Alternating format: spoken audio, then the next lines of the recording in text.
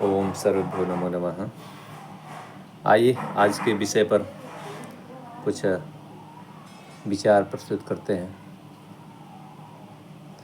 कोई भी निर्माण, कोई भी रचना अगर होती है तो उसका कोई न कोई करने वाला रहता ही है।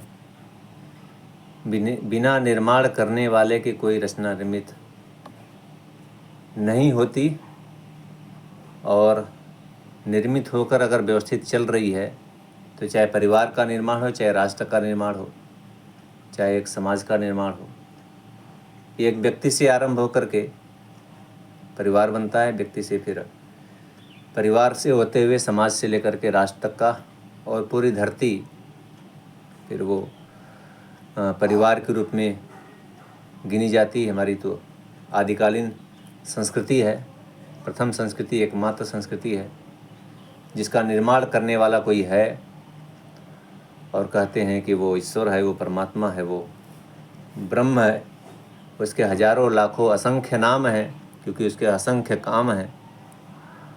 एक उसका निज नाम मुख्य ओम है, और उसके साथ में जितने प्रकार के वो कार्य करता है, जितने प्रकार की वो जिम्मेदारियां पूरी करता है अपने संसार में निर्माण करने के साथ में, पालन करने के साथ में, वेदों का ज्ञान देने के साथ में, तो वो उतने सारे नामों से पुकार लिया जाता है।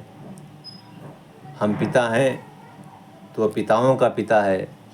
मैं यदि माता हूँ तो वह माताओं की माता है। मैं अगर ये आचार्य हूँ, मैं गुरु हूँ, तो वो गुरुओं का गुरु भी है, आचार्यों का आचार्य भी है। मैं अगर ऋषि हूँ तो वो ऋषियों का भी ऋषि है। संसार जिसके देख रेख में चल रहा है, और कहते हैं कि उसकी सत्ता जो है कण कण में विद्यमान है, क्योंकि वह सर्वशक्तिमान है। अगर सर्वशक्तिमान है तो सर्वशक्तिमान होने के लिए जो सबसे पहली ज़रूरत है कि उसको सब जगह होना चाहिए, क्योंकि संसार अनंत विस्तार वाला है। अगर कोई एक जगह रह कर के संचालन करना चाहेगा तो कमज़ोर सिद्ध होगा। असंख्य प्राणी अनंत काल से प्रति क्षण निर्मित हो रहे हैं, उनका शरीर निर्मित हो रहा है, जो निर्मित हो गए उनका पालन हो रहा है, और जो पालन हो रहा है उनके साथ बिना किसी कमी और ज़्यादा के एकदम नपा तुला उनके साथ न्याय हो रहा है। इतनी सूक्ष्मता से, इतनी गहराई से, इतना जोड़ने घटाने वाला कोई गणेश जो होगा, बड़ा ही प्रतिभावान होगा, बड़ा ही क्षमतावान होगा। तो इसलिए उस परमेश्वर की जो सत्ता है, उस परमात्मा की सत्ता है, जिसको वर्णन कर रहा है ये सारा साहित्य, वैदिक वांग्मय, वेद, दर्शन, उपनिषद, सारे जो अपने हमारे ऋषियों के ग्रंथ हैं, जो सृष्टि के आदि से ही सारे संसार का मार्गदर्शन करते रहे हैं और आज भी कर रहे हैं। लेकिन वही होता है कि जब एक जगह से कमी उत्पन्न हो जाती है, परिवार का एक जगह से पालन में और विखंडन में इस कदम बढ़ जाते हैं, तो फिर वो जितने तरह के लोग हों तो उतनी बातें करने लग जाते हैं, और फिर वो ऐसा लड़ने मरने पर, मारने पर उतारू होते हैं कि आज देख लिए संसार की क्या स्थिति है। 2 बार लड़ चुके हैं इधर में अभी 100 साल के अंदर में, और फिर तीसरी बार कह रहे हैं कि फिर लड़ने को तैयार हैं। बार बार माहौल बनाते हैं, फिर धीरे धीरे फिर बदल जाता है। अभी फिर से माहौल गरमाया हुआ है, रूस के साथ यूक्रेन का चल रहा है, इजराइल के साथ ईरान बहुत कड़े रूप में चल रहा है। इसमें संघर्ष भारत पाकिस्तान का तो उत्पन्न होने के साथ में ही, और मूल में देखेंगे तो सब वही कारण है। एक जो बर्बर जाति है, और एक मूर्खतापूर्ण मान्यता वाला एक संगठन है। सवेरे सवेरे नाम लेकर के दिमाग न खराब किया ज़्यादा अच्छा है। वो सब जगह मूल में वही आ रहे हैं, वही उपद्रव का कारण बन रहे हैं, क्योंकि वो ईश्वर जो है, उसकी वाणी सृष्टि के आदि में अगर आई है तो वेद हो सकती है, जिसको संसार मानता है। तो उसको जानना समझना हम सभी के लिए बहुत आवश्यक है, क्योंकि ये जो आग है, हवा बहने के साथ आग छिटक जाती है, पड़ोस में पहुंच जाती है, यहाँ से वहाँ। आप तो भी वसुधैव कुटुंबकम का समय चल रहा है, तो अमेरिका की आग सीधे भारत में लग सकती है, पाकिस्तान की आग सीधे भारत में लग सकती है, और यहाँ की आग सीधे अमेरिका, जापान और रूस, ब्रिटेन सब जगह पहुँच सकता है, पूरी धरती पर पहुँच सकता है। वसुधैव कुटुंबकम की यही विशेषता होती है कि अच्छाई अगर लेना चाहेंगे तो अच्छाई भी तुरंत फैल जाती है, और बुराई अगर ग्रहण कर रहे हैं, बुराई का फैला हो रहा तो भी तुरंत फैलती है। उसको फैलाने वाले हम ही लोग हैं। ऐसे ही वातावरण बनता है पूरा। इसलिए हम सभी को सबसे मुख्य बात यह है कि उस ईश्वर को जानने समझने की आवश्यकता है, जिसका ये रचना है, जो रचना कर रहा है, पालन कर रहा है, विनाश भी वही करता है। वो कौन है आखिर में, कैसे कैसा निर्माण करता है।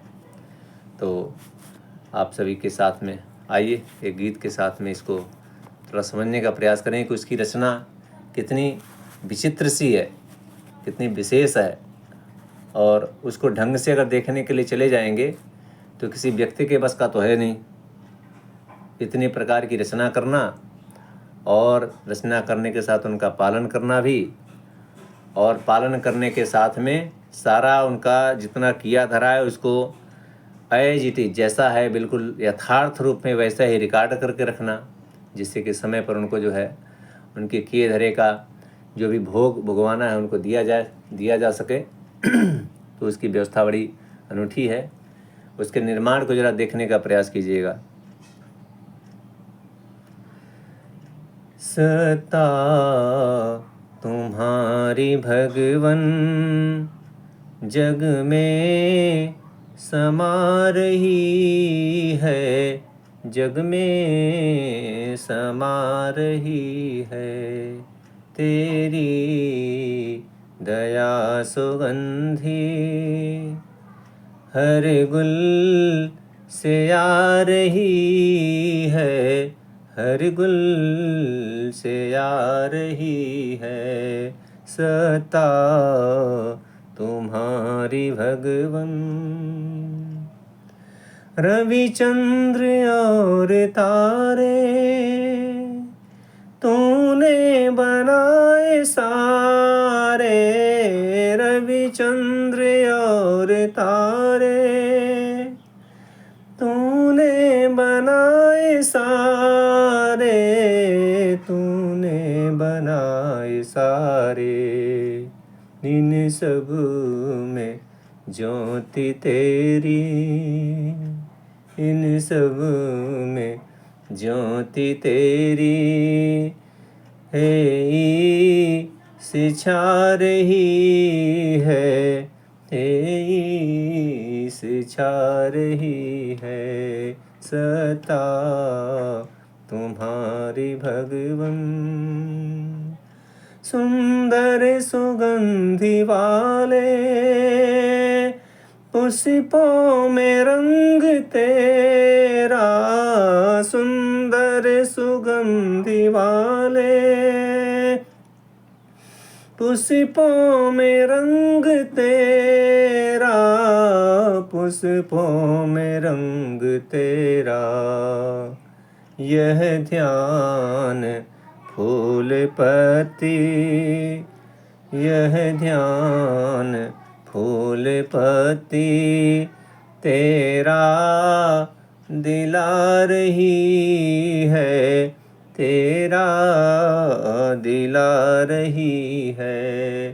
सत्ता तुम्हारी भगवन जग में समा रही है, जग में समा रही है। विस्तृत वसुंधरा पर सागर बहाए तूने, विस्तृत वसुंधरा पर सागर बहाए तूने, सागर बहाए तूने। तह जिन की मोतियों से, तह जिन की मोतियों से अब चमचमा रही है, अब चमचमा रही है तेरी दया सुगंधी, हर गुल से आ रही है, हर गुल से आ रही है। हे ब्रह्म विश्वकर्ता, वर्णन हो तेरा कैसे, हे ब्रह्म विश्वकर्ता,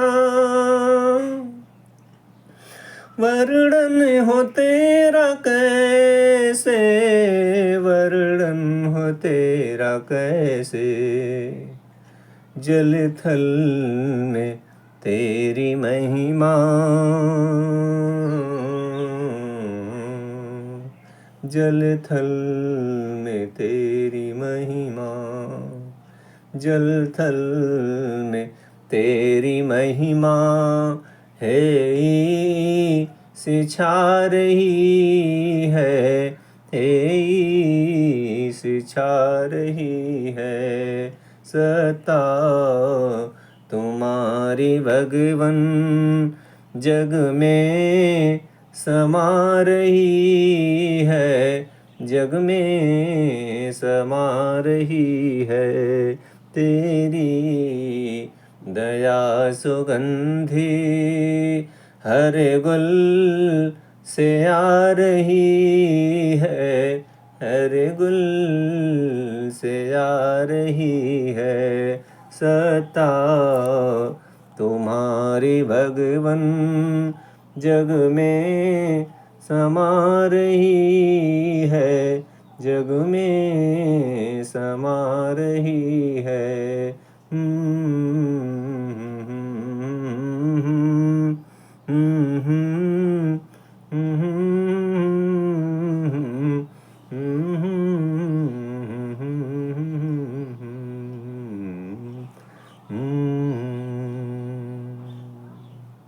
सभी को धन्यवाद, बहुत बहुत सादर नमस्ते। चैनल मैंने बनाया है तो कृपया चैनल को सब्सक्राइब करके अपना समर्थन दीजिए। मन में इच्छा है कि अपनी तरफ से भी कुछ इस ऋषियों की संस्कृति को, महर्षि दयानंद के बलिदान को और उनके द्वारा बनाए गए इस अति महनीय संगठन आर्य समाज को, इनके लिए कुछ किया जा सके, तो इसमें आप सबके सहयोग की आवश्यकता है।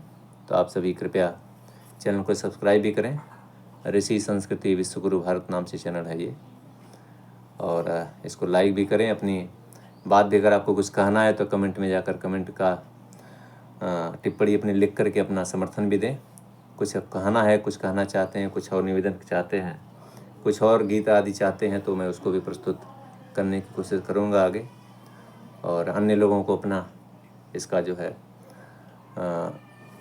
फॉरवर्ड करके अन्य लोगों तक भी संदेश पहुंचाएं, शेयर भी करें और बेल आइकन दबाकर नोटिफिकेशन ज़रूर ऑन कर लें, जिससे कि अभी मैं हर दिन कुछ न कुछ बात करने की कोशिश आरंभ किया है और ये निरंतर चलता रहेगा।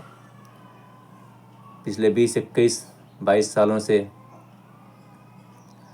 जो भी मैंने सीखा है और उसको अभी कहने की स्थिति में अभी आ रहा हूँ धीरे धीरे। क्या ज़रूरत है, क्या आवश्यकता है, क्या चाहिए समाज को। एक व्यक्ति जब परिवार बनाता है तो परिवार को किस तरह से चाहता है, क्या चाहता है कि परिवार उसका कैसा होना चाहिए, और उस परिवार के कार्य से समाज निर्मित होता है तो समाज भी वैसा बनेगा। अगर परिवार बनने की स्थिति में आ जाए तो फिर समाज को, राष्ट्र को बनने में कोई देरी नहीं है। एक परिवार, 1000 परिवार, लाख परिवार मिल कर के जो है समाज का, राष्ट्र का निर्माण कर देते हैं।